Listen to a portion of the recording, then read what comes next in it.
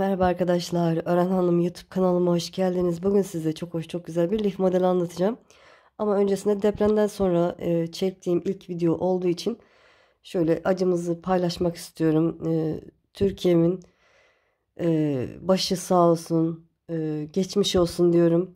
Çünkü o kayıpların hepsi bizim, hepimizin arkadaşlar. Biz de Güneydoğu'da oturuyoruz, Adıyaman Besni'de oturuyoruz biliyorsunuzdur. Hatta videoda paylaştım, canlı yayın yapmıştım. Görmüşsünüzdür belki de çoğunuz. Çok büyük bir kayıp, çok büyük bir acı yaşadık. Şehirlerimiz yok oldu neredeyse.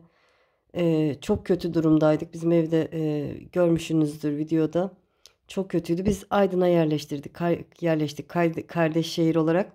Burada da bizi çok güzel, çok iyi ağırladılar sağ olsunlar.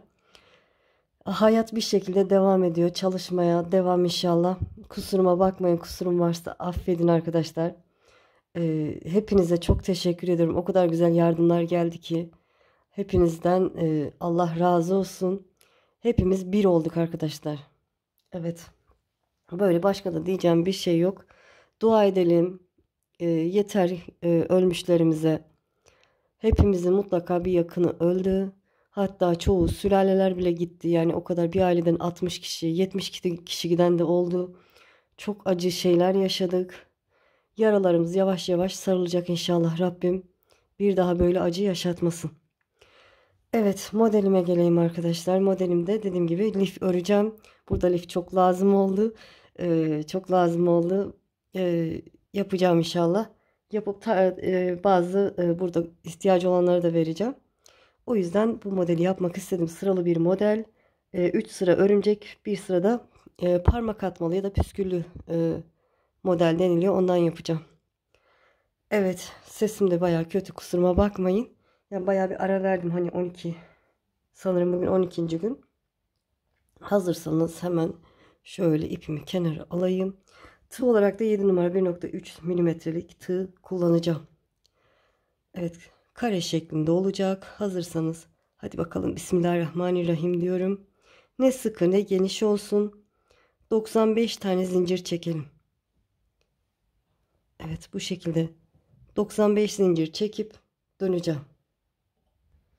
Evet, 95 tane zincirimi çektim. Bakın bu şekilde. Yani boyut olarak ideal olacak. Şöyle tığıma doladım. Geriye doğru sayıyorum. 1, 2, 3, 4. 5. zincire bir dolayıp 2 defa da çektiğim trabzan yapıyorum. Bir zincir doladım. Bir zincir atlıyorum. İkinciye trabzan yapıyorum. Bir zincir çekiyorum. Tığıma doladım. Bir zincir atlıyorum. İkinciye trabzan. Bu şekilde kutucuk yapacağız. Bir zincir doladım, bir zincir atlıyorum, ikinciye bir dolayıp 2 defa da çektiğim trabzan. Bir zincir atlıyorum, ikinciye trabzan. Evet, bu şekilde kutucuk yapacağız. 42 kutucuk olana kadar devam edelim. Evet, 42 tane kutucuk oldu. Size eliniz sıkıysa 2 kutucuk fazla yapabilirsiniz. Benim için yeterli. Şöyle dönüş için 5 zincir çekiyorum. Bu zincirde şöyle beraber keselim isterseniz. Fazla geldiyse şöyle bakın, şuradan kesiyorum. Hatta biraz daha kısa da kesebilirim. Evet, bakın şöyle çektirince kapanıyor. Dediğim gibi şuradan da kesilebilir. Evet, dönüş için 5 zincir, 3, 4, 5 zincir çektim, çevirdim. Tığıma doladım. Hemen karşımdaki ilk trabzanın tepesine trabzan. Bu sırayı da kutucuk sırası yapacağım. Bir zincir doladım. Sıradaki trabzanın tepesine trabzan. Bir zincir, sıradakine trabzan. Bir zincir, sıradakine trabzan. Evet, püskül yapacağım için 2 sıra yapmak istedim bu sırayı. Püskül uzun olacak. Evet. Kutucuk yaparak sıranın sonuna kadar gelelim. Evet, sıranın sonuna geldim. 2 sıra kutucuk yaptık. Şöyle yine dönmek için 5 tane zincir çekiyorum. 5 zinciri biraz elimizi sıkı tutarak çekelim. 3, 4, 5. Eliniz genişse 4 çekebilirsiniz. tığıma doladım. Hemen karşındaki ilk trabzanın tepesine trabzan yapıyorum. Hatta ben geniş çekmişim, gördüğünüz gibi. Sıkı çekeyim biraz daha. 1 2 3 4 5. Evet, ilk trabzanın tepesine trabzan. Bir zincir, tığıma doladım. Sıradaki trabzanın tepesine trabzan.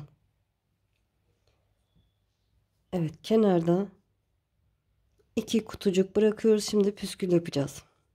Şöyle tığıma doladım. Sıradaki kutucuğun içine bakın, alttan girerek ilmeği aldım, doladım. Bu ilmeği içinden geçtim. Bu şekilde. Sonra parmağımı yerleştiriyorum. Dolayıp ikisinin içinden geçiyorum. Doladım, ikisinin içinden geçtim. Şöyle bu şekilde duruyor. Hemen çıkarmayabilirsiniz. Bakın ben tekrar doladım. Bu sefer trabzanın tepesine batıyorum. İlmeği aldım, doladım. Sadece birinin içinden geçiyorum. Birinin içinden geçtikten sonra parmağımı buradan çekip buraya yerleştiriyorum. Bakın orta parmağımı yerleştirdim. Doladım, 2 çekiyorum. Doladım, 2 çekiyorum. Parmağım burada. Çıkarmıyorum. Dediğim gibi şimdi de çıkartabilirim. Sonra da tığıma doladım. Kutucuğun içine bakın, alttan girerek ilmeği aldım. İlk önce tek çektim. Tek çektikten sonra parmağımı çekiyorum. Bu şekilde yerleştiriyorum bakın. Hepsi aynı boyutta olacak. Şöyle yerleştirdim. İlmeği aldım. İkisinin içinden geçtim. Doladım. İkisinin içinden geçtim. Yani bir dolayıp 3 defa da çekiyoruz. Püskülümüzü o şekilde yapıyoruz. Tekrar bir daha göstereceğim. Eminim çoğunuz da biliyorsunuzdur. Doladım. Bu sefer trabzanın, bir trabzanın tepesine, bir kutucuğun içine. Trabzanın tepesine battım. İlmeği aldım. Dolayıp ilk önce bir tane içinden geçtim. Parmağımı çıkartıp şöyle yerleştiriyorum. Yerleştirdim. Doladım. İkisinin içinden geçtim. Doladım. Yine ikisinin içinden geçtim. Tekrar gösteriyorum. Doladım. Kutucuğun içine girdim. İlmek aldım. Doladım. Tek çektim. Sonra parmağımı şöyle çıkartıp yerleştiriyorum. Doladım. 2 çektim. Doladım. 2 çektim. Şöyle şimdi de çıkartabilirim. Şöyle biraz sıkı yapmışım. Evet. Bakın. Arka tarafta böyle püskül oluşuyor. Evet. Tığıma doladım. Kutucuğun içine giriyorum. İlmeği aldım. İlk önce tek çektim. Tek çektikten sonra parmağımı yerleştiriyorum. Dolayıp 2, dolayıp 2 çektim. Pardon, burada kameradan dolayı görmedim. Trabzanın tepesine batmamışım. Trabzanın tepesine batıyorum. İlk önce tek parmağımı yerleştirdim. 2, 2 çektim. Sonra kutucuğun içine böyle eliniz alışırsa çok hızlı yaparsınız. Böyle bu şekilde. Şimdi kutucuğun içine giriyorum. İlk önce tek parmağımı yerleştirdim. 2, 2 çektim. Doladım. Trabzanın tepesine giriyorum. İlmeği aldım. Doladım. Tek çektim. Parmağımı yerleştirip 2, 2 çektim. Şöyle parmağımızı da çok sıkmayalım. Bakın. Şöyle çekiyorum. Doladım. Kutucuğun içine giriyorum. İlmeği aldım. İlk önce tek, sonra 2, sonra 2 çektim. Böyle. İlk önce tek çektikten sonra parmağımı yerleştirip 2, 2 çekiyorum. Öbür taraf püsküllü oluyor. 2 sıra böyle püsküllü trabzan yapacağız. Şöyle 2, 2 çekiyorum. Bir kutucuğun içine, bir de trabzanın tepesine batarak püsküllü trabzanlar yapıyorum.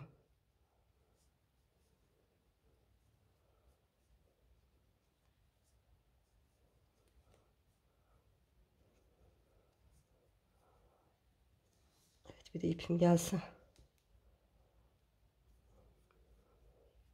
İlk önce tek, sonra parmağımı yerleştirip 2 çektim, 2 çektim.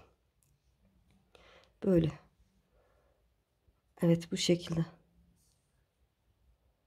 Gördüğünüz gibi artık bilirsiniz. Şöyle sıranın sonuna şöyle 3 kutucuk kalana kadar püskül yaparak ilerleyelim. Evet, sıranın sonuna yaklaştım. Gördüğünüz gibi son 3 kutucuğum kaldı. Şöyle tığıma doladım. Bu sıradaki kutucuğun içine yine püsküllü trabzan yapıyorum. Tığıma doladım. Yine aynı yere bir tane daha yapıyorum. Trabzanların denk gelmesi için. Bir tane daha püsküllü trabzan yaptım. Kutucuğun içine tığıma doladım. Trabzanın tepesine normal trabzan yapıyorum. 2 kutucuk kalasıya son trabzan tepesine normal şekil yani püskülsüz trabzan yaptım. Bir zincir doladım. Sıradaki trabzan tepesine trabzan. Bir zincir doladım. Karşımda 5 zincir var. Şöyle 3. zinciri buluyorum, tepesine trabzan yapıyorum. 5 zincir çekip 3 4 5 çeviriyorum. Evet. Şöyle çevirelim. Evet, görüntüsü bu. Tığıma doladım. Sıradaki trabzanın tepesine trabzan. Bir zincir doladım. Sıradaki trabzanın tepesine trabzan. Normal trabzan yaptım. Şimdi öbür tarafa da püskül yapmam gerekiyor. O yüzden tığıma doladım. Sıradaki trabzanın tepesine batıyorum. İlmeği aldım. İlk önce tek çekiyorum. Parmağımı yerleştirip püskül yapıyorum. Tığıma doladım. Sıradaki trabzana batıyorum. İlmeği aldım. İlk önce tek çektim. Şöyle parmağımı yerleştirip doladım. 2 2 çektim. Doladım. Sıradakine batıyorum. İlmeği aldım. İlk önce tek çektim.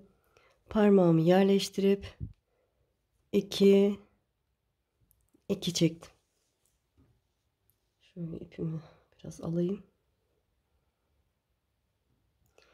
İpin içinden çekince biraz bu ip püsküllü olduğu için hani kıvırcık kıvırcık olunca, kıvrışık ya da olunca şey oluyor. Bunlar düzgün olmuyor arkadaşlar.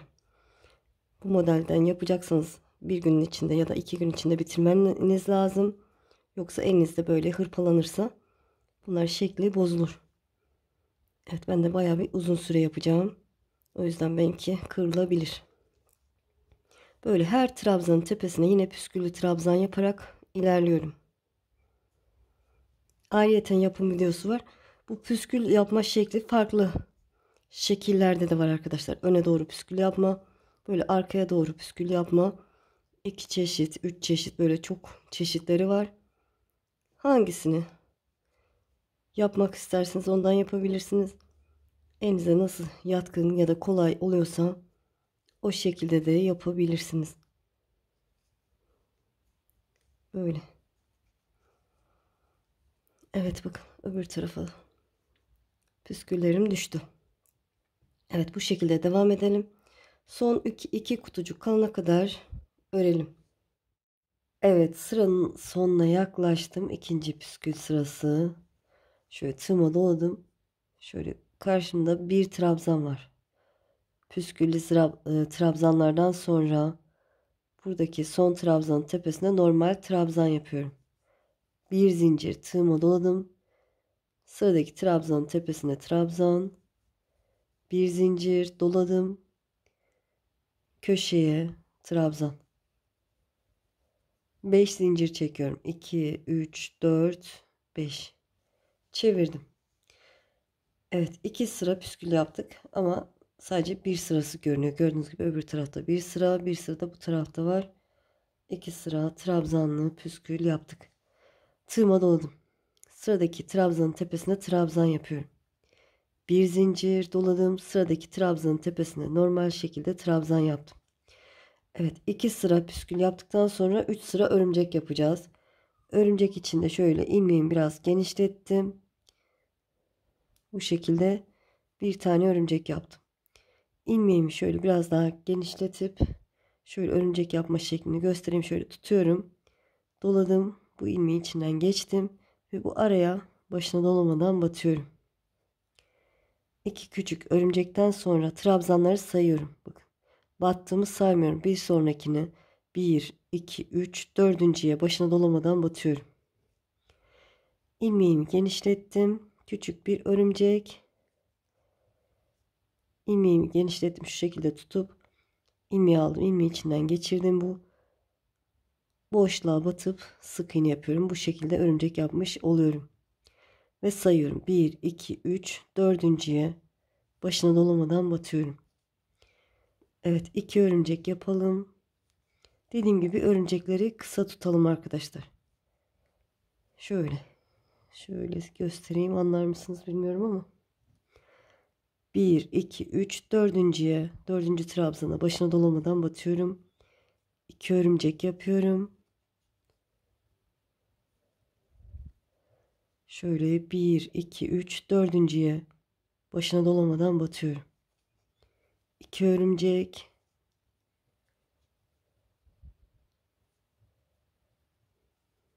1, 2, 3, dördüncü trabzana başına dolamadan batıyorum. 2 örümcek. 1, 2. Dördüncü trabzana başına dolamadan batıyorum. Evet, bu şekilde devam edelim. Sıranın sonunu göstereceğim. Evet, örümcek yaparak sıranın sonuna geldim. En son 2 örümcek yaptım. Tığıma doladım. Buradaki son trabzanın tepesine bir tane trabzan yapıyorum. Bir zincir doladım. Sıradaki trabzanın tepesine trabzan. Bir zincir doladım. Köşeye batarak trabzan. 5 zincir çekiyorum. 2, 3, 4, 5. 3 sıra örümcek yapacağız. Dediğim gibi şöyle çevirdim. Sayalım bu örümceklerimizi. Yanlış olmasın. Şöyle şuradan başlayayım. Bakın 1, ikili örümceklerimi sayıyorum. 1, 2, 3, 4, 5, 6, 7, 8, 9, 10, 11, 12, 13, 14, 15, 16, 17, 18, 19 tane oldu. Bunu her sıra sayın, yanlış olmasın arkadaşlar. Her örümcek sırasının birinci sırasında sayın, yanlış olmasın. Evet, tığıma doladım. Şöyle trabzanın tepesine trabzan, bir zincir, trabzanın tepesine trabzan. Şöyle bir tane örümcek yapıyorum. Bir örümcek yaptım. Yine küçük bir örümcek. Sıradaki 2 örümcek arasına başına dolamadan batıyorum. 2 örümcek yapıyorum. 1, 2. Zincir çekmiyorum. Çekebilirsiniz. Sıradaki 2 örümcek arasına başına dolamadan batıyorum. 2 küçük örümcek yapıyorum. Sıradaki 2 örümcek arasındaki buraya başına dolamadan batıyorum. 2 örümcek, 1, 2. Şöyle göstereyim. Bakın bu 2 örümcek arasına buraya başına dolamadan batıyorum. Evet, bu sıramız da bu şekilde ilerliyor. Sıranın sonuna kadar gelelim. Evet, sıranın sonuna yaklaştım. Bakın en son 2 örümcek yaptım. Buradaki son 2 örümcek arasına başına dolamadan batıyorum. Bir örümcek yapıyorum. Tığıma doladım. Hemen buradaki trabzanın tepesine trabzan yapıyorum. Bir zincir doladım, sıradaki trabzanın tepesine trabzan. Bir zincir köşeye batarak trabzan. 5 zincir çekip dönüyorum. 2, 3, 4, 5. Çevirdim. Evet, 2 sıra örümcek yaptık. 3. sıradayız. Tığıma doladım. Sıradaki trabzanın tepesine trabzan. Bir zincir, sıradaki trabzanın tepesine trabzan. Burada bir tane örümcek yapıyorum. Dediğim gibi bir tane yapalım, yoksa yanlış olur. Evet, bir örümcek yaptıktan sonra şöyle karşındaki ilk 2 örümcek, bakın buraya batmıyoruz kesinlikle. Şu karşımızdaki ilk 2 örümcek arasına başına dolamadan batıyorum. 2 örümcek yapıyorum. 1, 2. Sıradaki 2 örümcek arasına bu şekilde başına dolamadan batıyorum. 2 örümcek yapıyorum. Sıradaki 2 örümcek arasına başına dolamadan batıyorum. 2 örümcek. 1 2. Sıradaki 2 örümcek arasına başına dolamadan batıyorum. Evet, bu şekilde ilerliyor sıramız. Sıranın sonuna kadar gelelim. Evet, sıranın sonuna geldim. 3. örümcek sırasının son sırası. Şöyle en son bakın bu şekilde duruyor. Gördüğünüz gibi 2 örümcek yapmışım. Buradaki son 2 örümcek arasına başına dolamadan batıyorum. Ve yine burada 2 örümcek yapacağım. 1 2. 2 örümcek yaptım. Tığıma doladım. Trabzanın tepesine trabzan yapıyorum. Bir zincir, trabzanın tepesine trabzan. Bir zincir, trabzanın köşesine, pardon, zincirin köşesine trabzan. 5 zincir çekiyorum. Dönüş için. Şöyle şunu göstermek istiyorum. Burada önemli bir detay var arkadaşlar. Şöyle başlarken sadece bir örümcek yapıp sıradaki 2 örümcek arasına başına dolamadan batmıştık. Şöyle gördüğünüz gibi bu şekilde. Evet, 2 tane yapmam gerekiyordu ama bir tane yaptım. Trabzanlar denk gelmesi lazım. Artması olmasın, azalması olmasın diye. Burada da 3. sıranın sonunda da 2 örümcek yaptım. Hep bu şekilde yapacaksınız, yoksa yanlış olur. Şöyle çevirdim. Tığıma doladım. Trabzanın tepesine trabzan. Bir zincir, trabzanın tepesine trabzan. Evet, burada trabzan yuvası oluşturacağız. Bu püsküllü trabzan yapmak için 4 zincir çekiyorum. 1 2 3 4. 2 örümcek arasına başına dolamadan batıyorum. 4 zincir. Sıradaki 2 örümcek arasına başına dolamadan batıyorum. 4 zincir. Sıradaki 2 örümcek arasına başına dolamadan batıyorum. 4 zincir. Sıradaki 2 örümcek arasına başına dolamadan batıyorum. 4 zincir. Sıradakine batıyorum. 4 zincir. Sıradaki 2 örümcek arasına başına dolamadan batıyorum. 4 zincir. Evet, bakın bu şekilde oluyor. Şöyle genişletin. Evet, eğer ki kasıyorsa 5 zincir çekebilirsiniz. Görüntü böyle olacak. Evet, sıranın sonuna şöyle buraya kadar gelelim. Sonrasını göstereceğim. Evet, sıranın sonuna yaklaştım. 4 zincir çektim en son. Neredeyim? Şöyle göstereyim. Bakın karşımda. Şöyle buraya sık iğne yapmışım. Sıranın sonunda da bir örümcek yapıp karşıda trabzanım var. Şöyle göstereyim. Bakın bu şekilde. 4 zincirden sonra tığıma doladım. Bu trabzanın tepesine bakın. Buraya kesinlikle batmıyorum.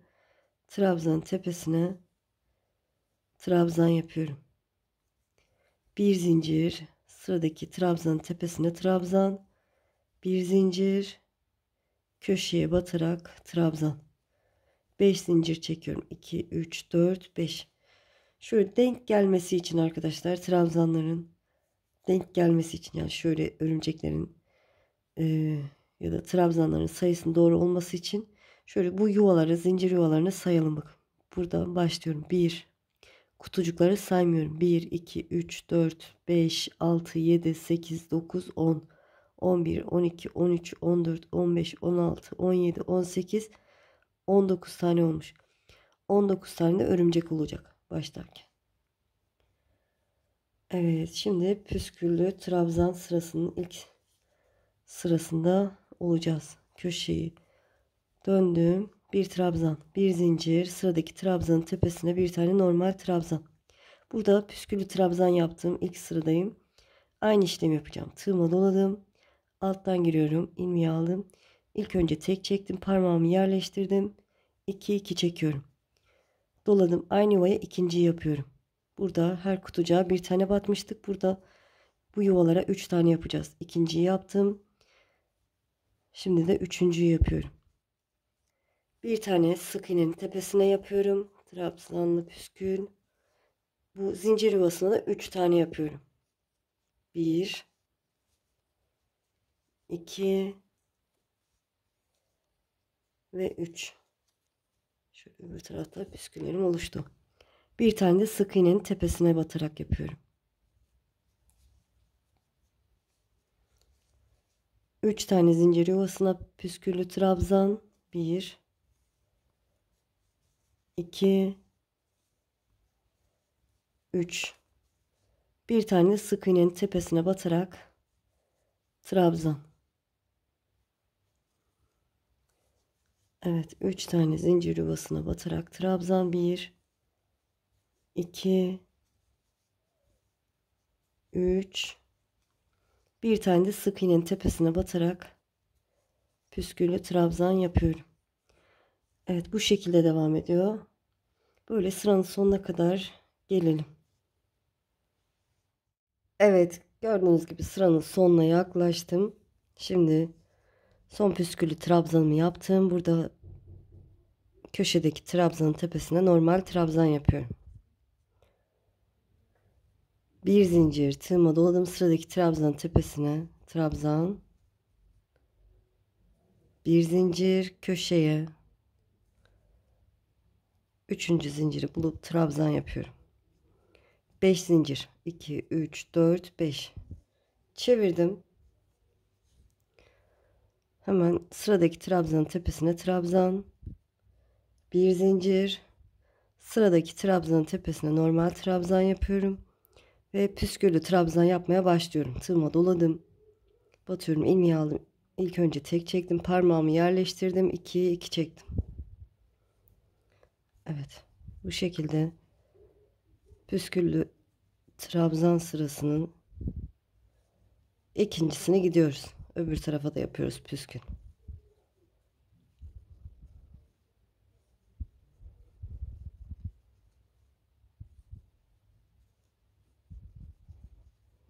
Evet, bakın öbür tarafa da yerleştirdik. Bu şekilde sıranın sonuna kadar gelelim. Evet, sıranın sonuna yaklaştım yine. Şöyle son püsküllü trabzanımı yaptım. Hemen sıradaki son trabzanın tepesine trabzan yapıyorum. Normal trabzan. Bir zincir. Sıradaki trabzanın tepesine trabzan. Yani burada 2 kutucuk yapıyoruz püsküllü trabzandan sonra. Evet, 2 kutucuktan sonra 5 zincir çekiyorum. 3 4 5 çevirdim. 3 sıra örümcek yapacağız. Burada yaptığımız işlemin aynısı olacak.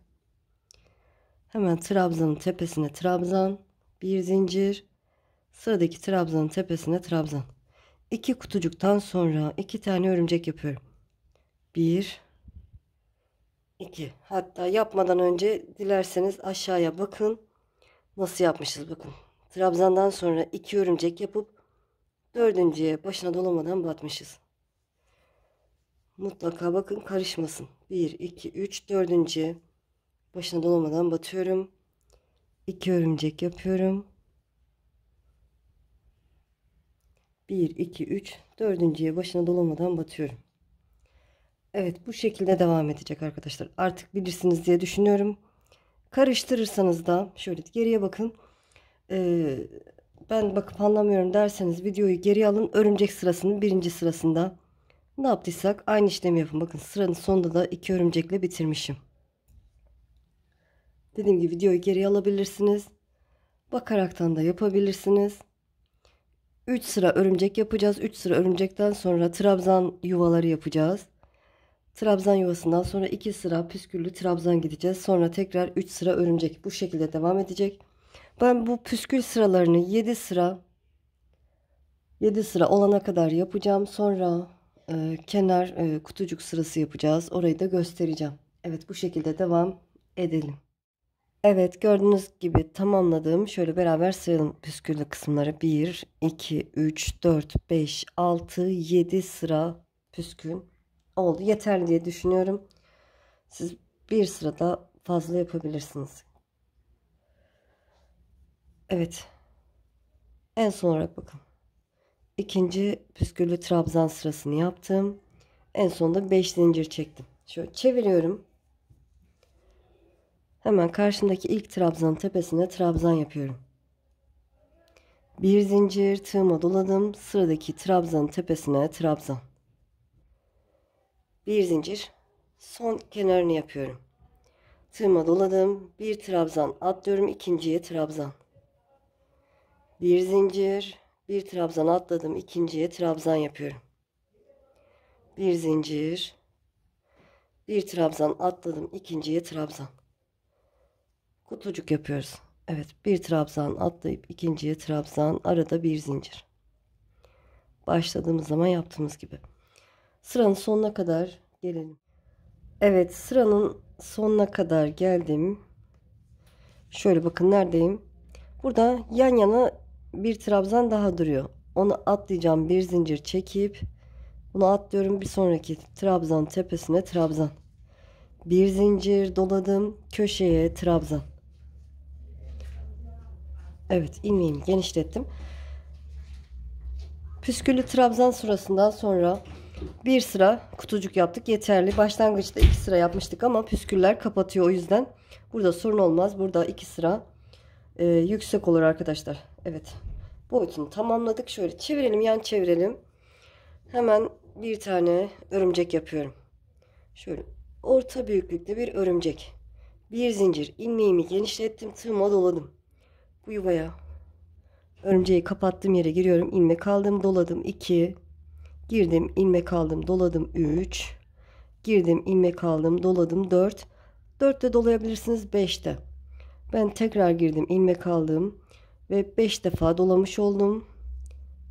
Fıstığımı kapatıyorum.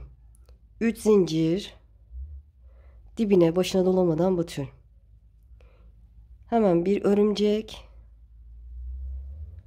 Şöyle bakın, 1 2, şuna zaten batmışım.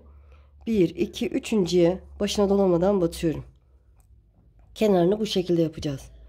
Tekrar bir örümcek, bir zincir, ilmeğimi genişlettim. Bu örümceğin tepesine tığıma 4 ya da 5 defa sardığım fıstık yapıyorum. Fıstıkların boyunu çok uzun tutmuyorum. Kapatıyorum. 3 zincir, dibine, başına dolamadan batıyorum. Bir örümcek. Bakın, bu kutucuğun içine batmışım. Sayıyorum. Bu kutucuğu saymıyorum. Bir sonraki 1 2 üçüncüye başına dolamadan batıyorum. Bu kadar yeterli diye düşünüyorum. Siz direkt bir tane atlayıp ikinciye batarsanız daha sık olur. Evet, tekrar göstereceğim. Bir örümcek, bir zincir, örümceğin üzerine bir fıstık. Şöyle batamadım.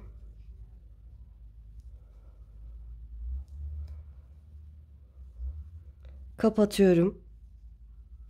3 zincir, dibine, başına dolamadan batıyorum. Bir örümcek. Şöyle bak, battığım kutuyu saymıyorum. Sonraki 1 2 üçüncüye başına dolamadan batıyorum. Sonra bir zincir çekebilirsiniz de çekmeyebilirsiniz. Bir örümcek, bir zincir ve örümceğin tepesine fıstık yapıyorum.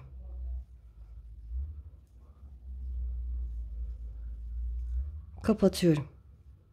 3 zincir, dibine, başına dolamadan batıyorum. Ve bir örümcek. 1 2 üçüncü kutucuğa başına dolamadan batıyorum. Evet, dediğim gibi kenarlarını da bu şekilde yapacağız. Böyle tamamen etrafını yapalım. Köşelere de batalım arkadaşlar. Şöyle tam köşeye denk gelecek gibi.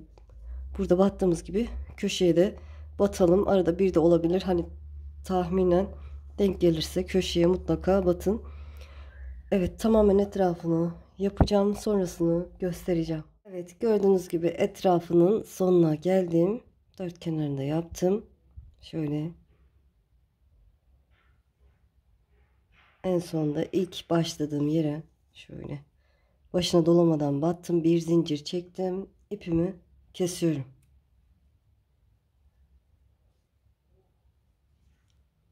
Şöyle ipimizi de arkaya saklayalım.